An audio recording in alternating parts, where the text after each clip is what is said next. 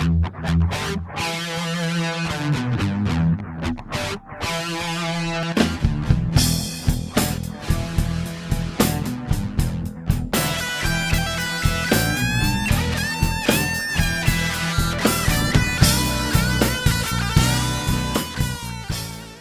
evening, everyone, and welcome to our last episode for 2023. And it has been a great year for Harmonics with Gregory Correa and all the great guests that came on my show. I want to thank you all personally.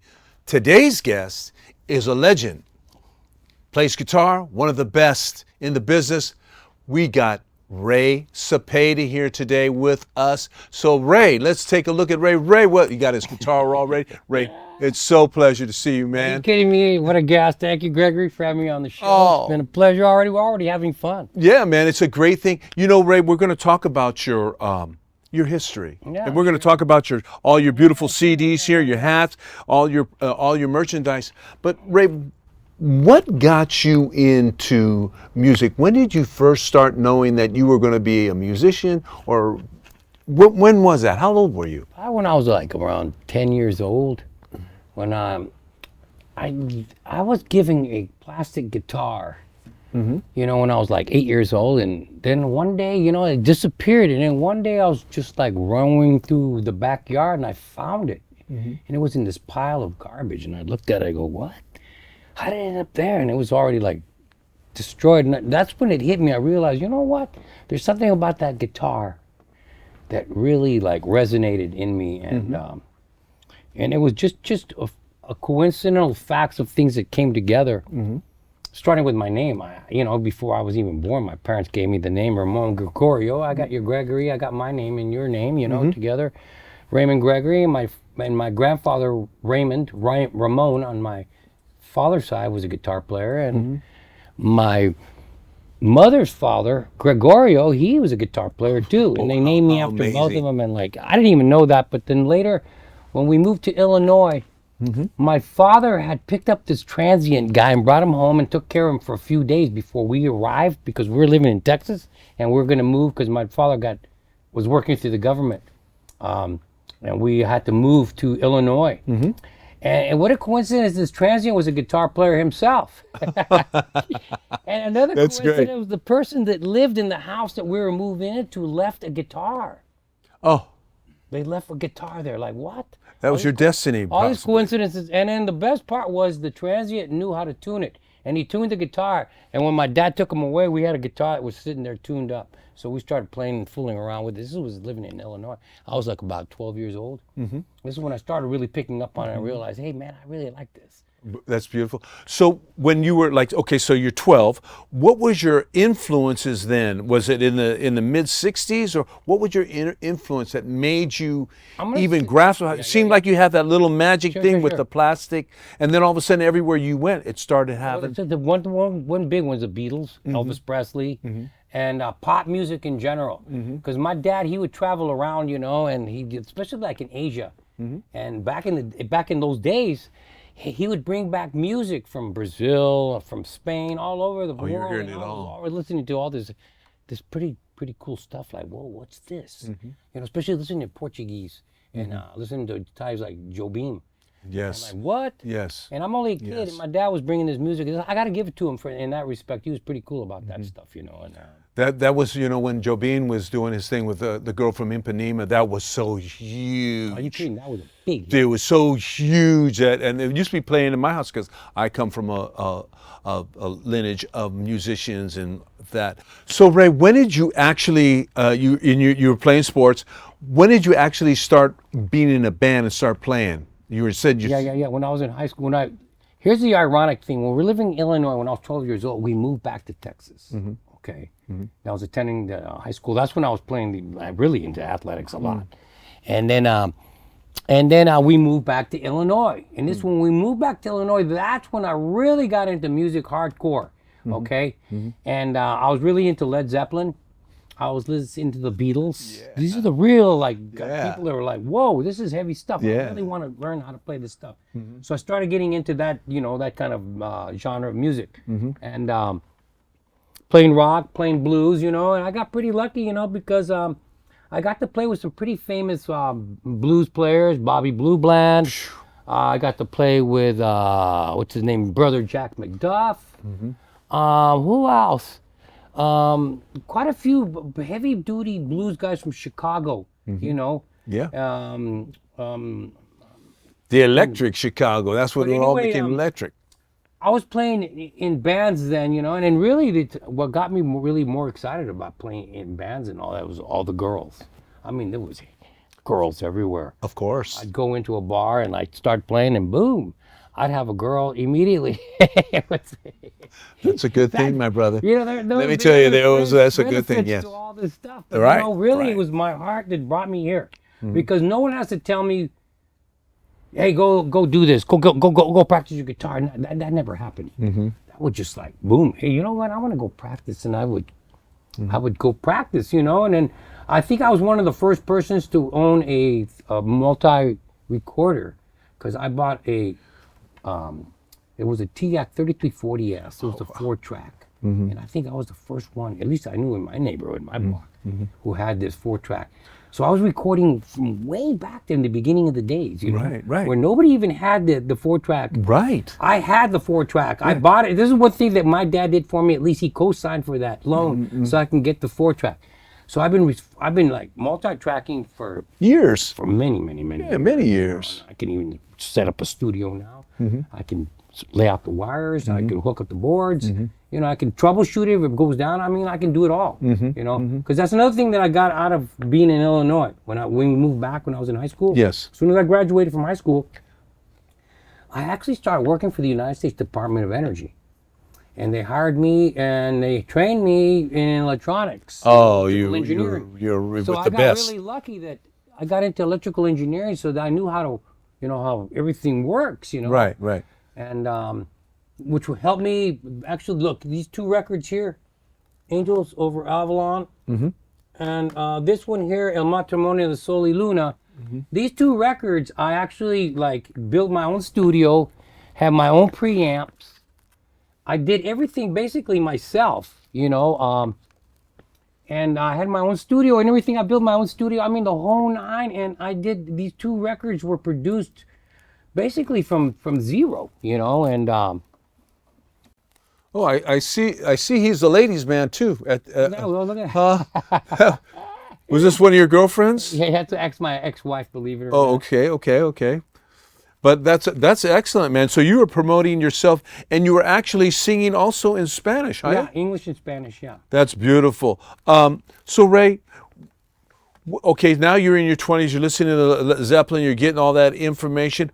What pulled you in? And you played with a lot of great blues. What pulled you in? We were talking when we were coming in the studio.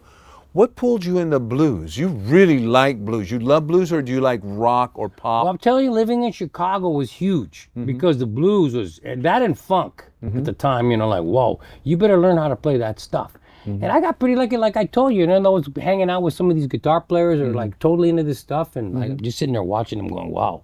So that's what they do, you know what I mean? I'm just sitting there and just basically absorbing what they do. Because every time I would go to a concert, I always managed to get into the front row. You're gonna be watching the guitar player, you know.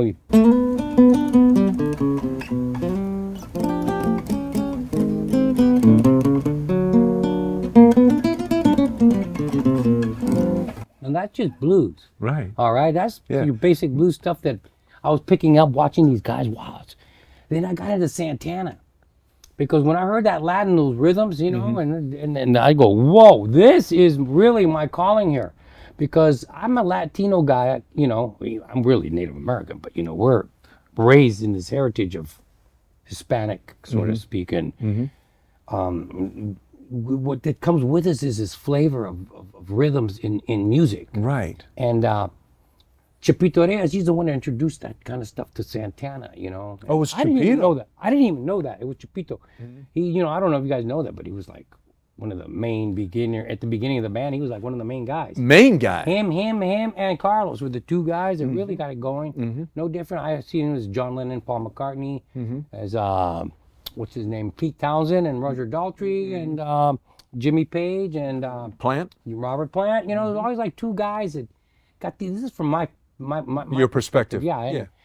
And it seemed to me like Chapito Reyes and Carlos Santana were the two main people of the band Santana at the time. And when I saw him at Woodstock, I go, ho, ho, ho. This is something awesome. I'm going to go home and try this stuff out. Right. And I used to go to concerts Santana. I'd be standing there right in front of him, watching him playing what he's doing. Like a lot of times he would turn his back too to the audience. I was going, man, come on, show me, Carlos. What are you doing? You know? That's great. I don't know. I think That's great. That's somebody great. told me he picked that up from this guy named Javier. What was his name? Javier Batan. Javier Batan, I think. One of the teachers of Carlos's teachers. He would turn his back. Nobody would know what he's doing. You know what I mean? And Yeah, you say that because a lot of when somebody is actually being stared upon, because what you were doing, you were already picking it out. You were picking out how he does it in his root, how he did it in his, his frame, and the end of the frets. So, as an artist that you are, and you're a seasoned artist and a seasoned performer, I've seen some of your work that you've done. Who are the main guitar players? You talk about Santana. And you talked about Jimmy Page and Joe Bain. Who are the guys that really make it happen for you in right now?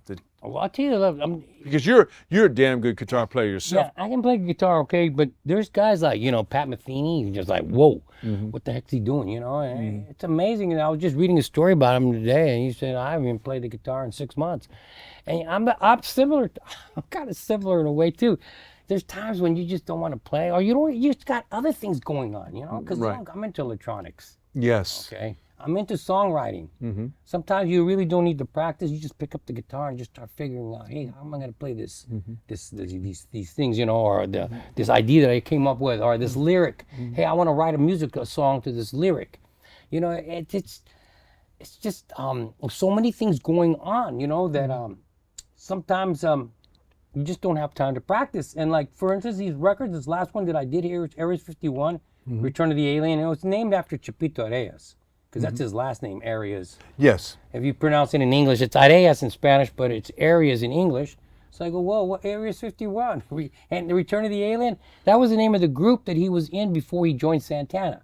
The name of the group was called the Aliens, and I go, all right, this is perfect, Ares 51. We were going to call the name of the record Areas of Santana. And I go, well, it's okay, but... People might think that Santana's on it too. Yeah, something like that. And then he'd probably get mad. Well, I don't think Carlos is going to get mad anymore. I don't think he would get mad anyway, because that's who he is. He's Areas of Santana. Tell me if I'm wrong. You're absolutely correct. And another example I got it from was from Pete, what's his name? Pete Best. He was the original drummer for the Beatles. And his band is called Best of the Beatles. And I'm going, well, the Best of the Beatles? Yes, he is Pete Best of the Beatles. Right. Well, look, he is. Got Areas of Santana. It's the same guy. Right. With the same parallel here. Yes. That's a great footnote in music right there, what you just said. Yeah, because both percussionists and both helped. Exactly, and they're both percussionists, and they both were right there with these people, main people, Right. So, and we do have a song on here. It's called Areas of Santana. On the song, we do have a song on here, and it talks about Carlos and Chapito Reyes. I love how when I seen some videos of you guys, you're really well.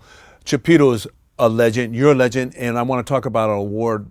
But what I find out about you is that you have so much life, and and gratitude what you're doing in front of your fans. But you are just a musical juggernaut. What I mean by that, you move everywhere, and you have that nice smile on your face, and you have that double neck. Yeah. The double neck. I was watching. I'm going like. And you know how you move around, and then all of a sudden the frame shoots Chapito, and he does his little stick thing where he's he's like, you guys are like two maestros together. Yeah. So I'm glad that Chapito's getting his due because of you. You just won an award. You're being entered in.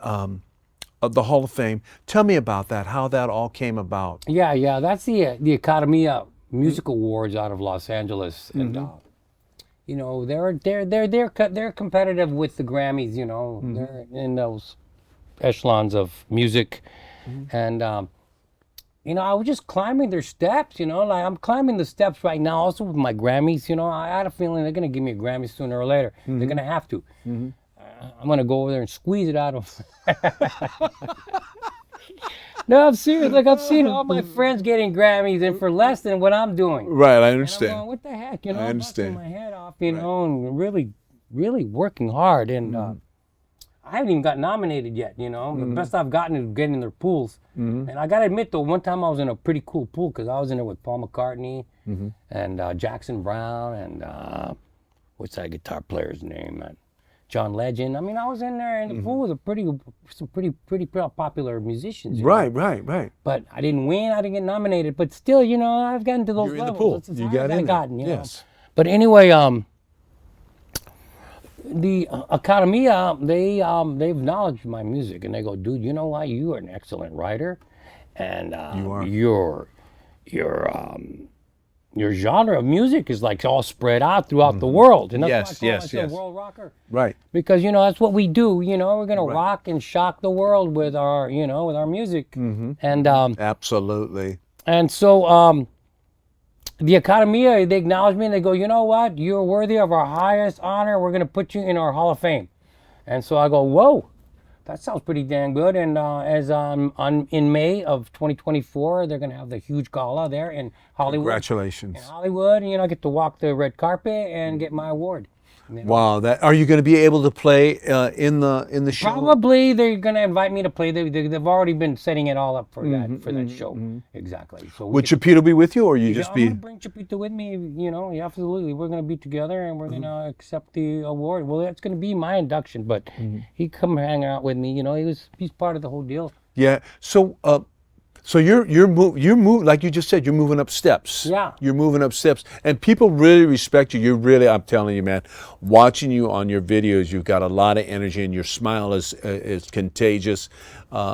So what are you doing now? You got all these CDs. You got your merchandise, which I think is great. You call yourself the world rocker. Is that because you have so many genres and? Yeah, mostly because of that. Yeah. Plus, you know, the people that I hang around with are actual real world rockers. You know, like.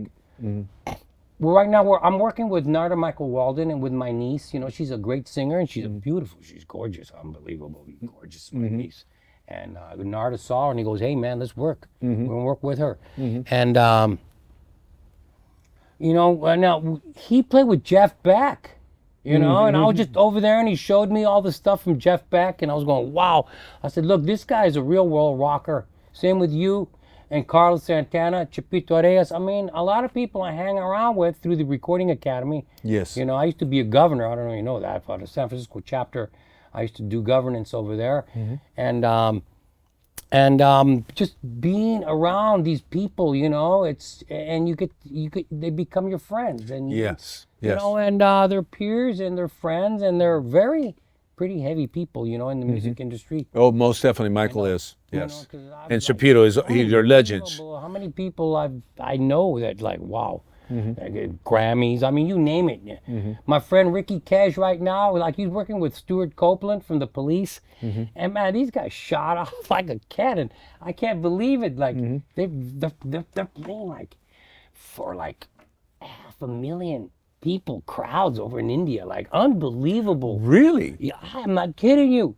They just playing in Dubai. And they're sending me pictures. Look at it, man. Oh, Look at my man. hotel room from Dubai. You can see these. Oh, man, I mean, Dubai looks so gorgeous. It's a futuristic city that is in reality now. Yeah, I can't It's believe it. unbelievable. Unbelievable. Like, what the heck you guys? You need to get to Dubai. I tell them, hey, guys, Yeah, you got to get to Dubai. I'm You talking to these guys. Hey, man, what the heck? Don't forget Ray.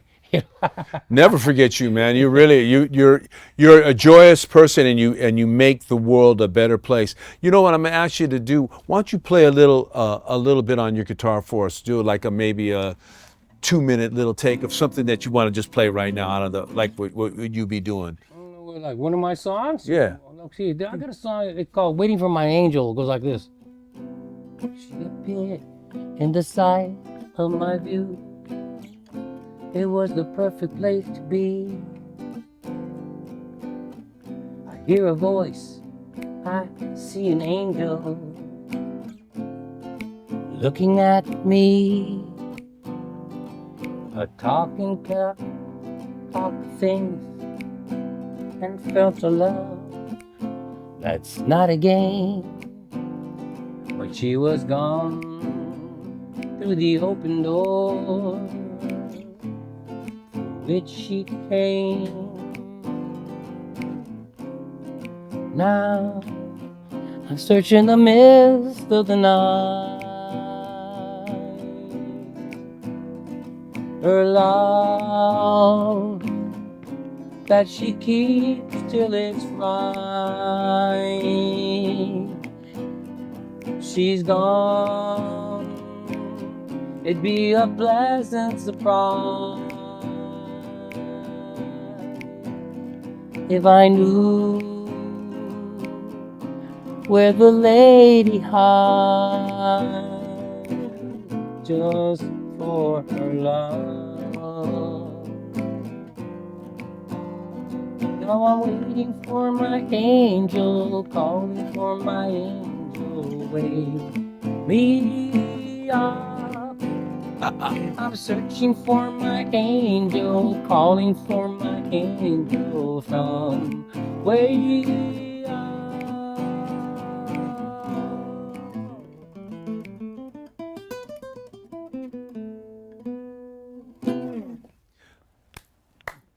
Excelente, brother. I It's on just, my latest record, Area 51. That song's on there. you know, it's amazing. I was watching. We were talking about the Beatles, and then they released their last song, that Then and Oh Now, yeah, right? man, yeah. And they showed this thing that they were snapping, and that's how you do it. So I picked that up when you were just trying to get my cadence with you.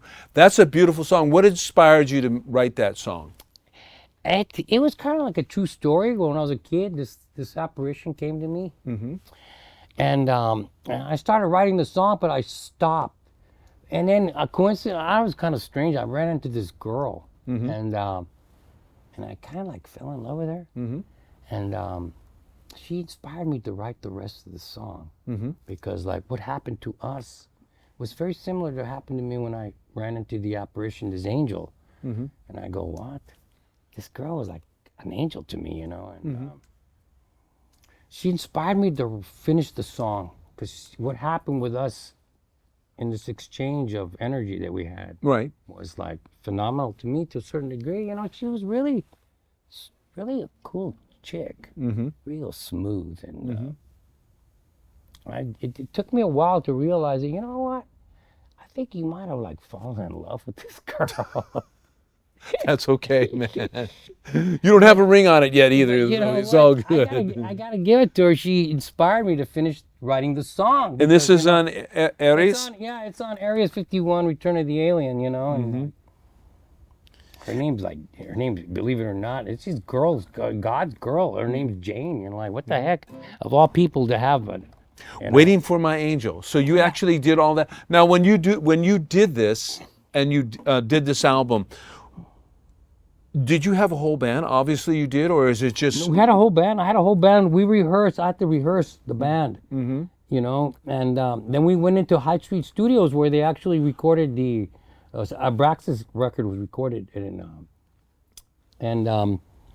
were in Hyde Studios? High Street Studios where we recorded it. Oh, I've recorded in there too. That's a Exactly. great place. It's a great place, and that's where we recorded the record. And I did the mixing at home, but we recorded the tracks there, the main tracks that we needed to, so that I can, including that Waiting for My Angel, was all done over at High Street Studios. So I took it home and I mixed it, and then I had a friend of mine who actually worked with Shaq O'Neal when Shaq was doing rap. His name's Gary Platt. I couldn't believe it, but anyway, he mastered it, and he's a great mastering, amazing. But anyway, Yeah, this is a beautiful album. yeah. Who did the cover? The cover My work? brother did that. My brother, he's an artist. He used to work for the Jet Propulsion Laboratory back in the days when There you. they would yeah. illustrate. When they would illustrate. They didn't have computers back then. Right. And this guy, my brother, is an excellent artist. I And can my see other it. brother did this one. I have another brother who's an artist, and he did that artwork on the Nehemiah Experience. Absolutely. It looks like it's a codex. It's a codicy from right out of the. It's a codicy right out of the temples of the Maya temples, in That's amazing. Yeah, and I want to show you. Could you want to talk about yeah, your merchandise why too? don't you try one of my hats? So, What do you like? Well, of course you're gonna get one. Of course you know that. It's some of my merchandise. That's your coffee cup. That's your hat. Which one do you want? I'll take the hat because this way I can have it because it's. It matches the blue. Look at that. Yeah, and my band is called Blue Voodoo. I'll wear this tomorrow night when we play, Yeah. man, and voice you. This is really good. We're gonna do that on the way out. All right, let's go. And so, why are you called the? I like it why you're called the world rocker because you are worldly, and you're getting it. You're achieving. You're gonna be a Hall of Famer. Yeah, I'm gonna be off. I already am. It's September 1st. Right, and then will Cepeda also? Does he play with you when you guys play out? Does he? Oh yeah, absolutely. Uh huh. We just did a gig. Where was it? We played the gig at. Oh yeah, we had the Scorpio Party in November. Mm-hmm. And wow, that place really got packed up. But Where were you? we were playing at it's called the Baltic Kiss in Point Richmond. Oh, that's a nice That club. place got packed. Oh God, you couldn't even stand. Was in that your place. birthday? It was my birthday. Yeah, Happy birthday. When is your birthday November date? 18th. And anyway, I'm July 18th. How wild. oh, we're 18. 18, man. Well, I would like to be back to 18 sometimes.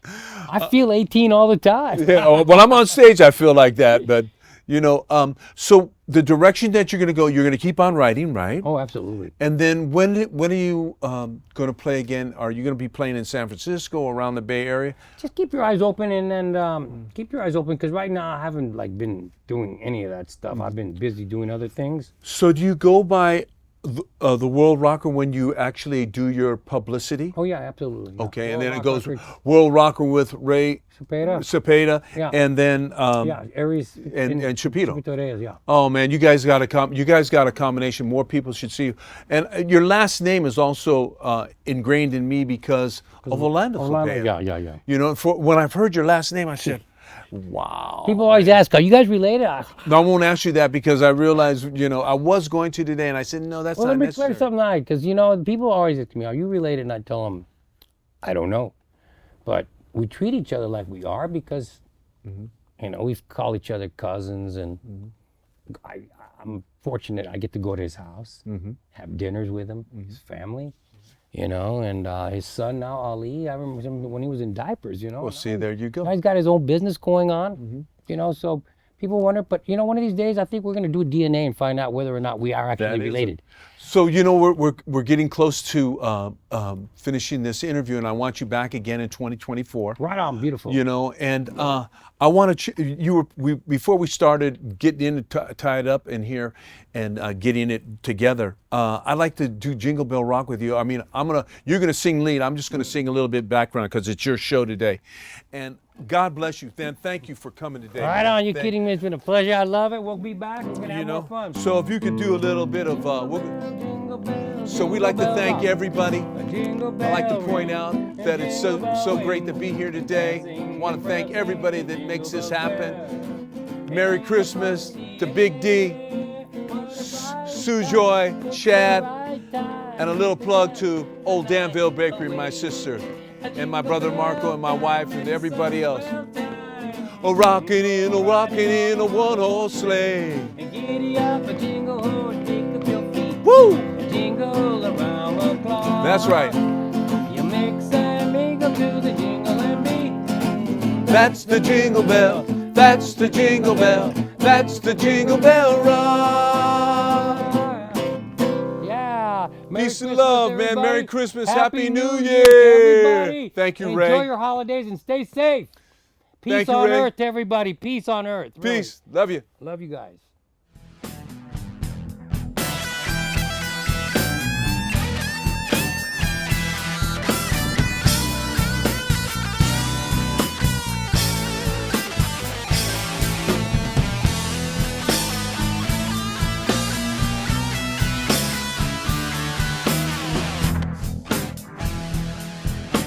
Watch Shabo TV on Fire TV, Roku, and Fire TV Plus using the Cablecast ScreenWeave app. Tune in on Comcast channels 27 and 28 or channel 99 on AT&T UVerse for convenient viewing.